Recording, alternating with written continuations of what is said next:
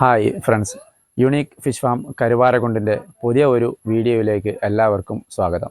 ഇന്ന് നമ്മൾ നിങ്ങൾക്ക് മുമ്പിൽ പരിചയപ്പെടുത്താൻ പോകുന്നത് ഇലക്ട്രിക് ബ്ലൂ എന്നുള്ള ഒരു ഐറ്റമാണ്.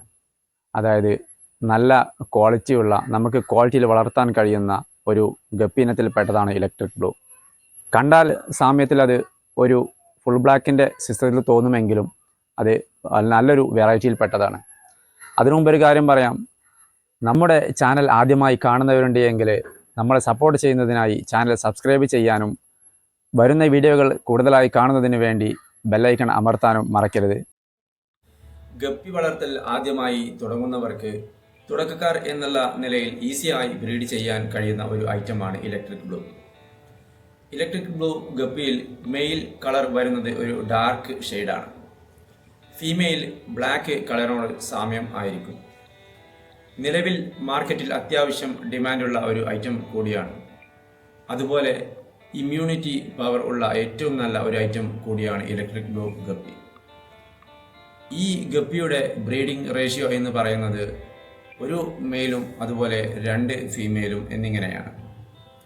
ക്വാളിറ്റി നമ്മളിതിനെ മെയിൻറ്റെയിൻ ചെയ്യാൻ വേണ്ടിയിട്ട് ഏറ്റവും നല്ലത് ലൈവ് ഫുഡിനെ അടിസ്ഥാനമാക്കിയിട്ടായിരിക്കും.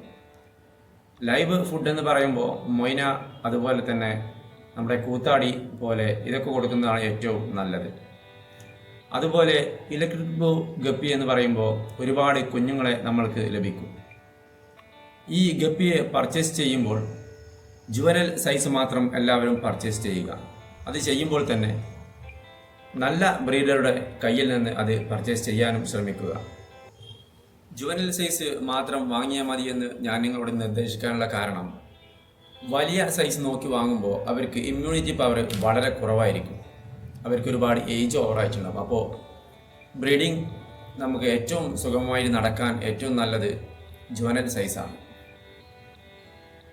ചാനൽ നിങ്ങൾക്ക് ഇഷ്ടമായെങ്കിൽ ചാനൽ സബ്സ്ക്രൈബ് ചെയ്യാനും ഷെയർ ചെയ്യാനും ഇനി മുതൽ വരുന്ന വീഡിയോകൾ നിങ്ങൾക്ക് സ്ഥിരമായി ലഭിക്കാനും വേണ്ടിയിട്ട് എൻ്റെ ബെല്ലൈക്കൺ അമർത്താനും കൂടി മറക്കരുത്.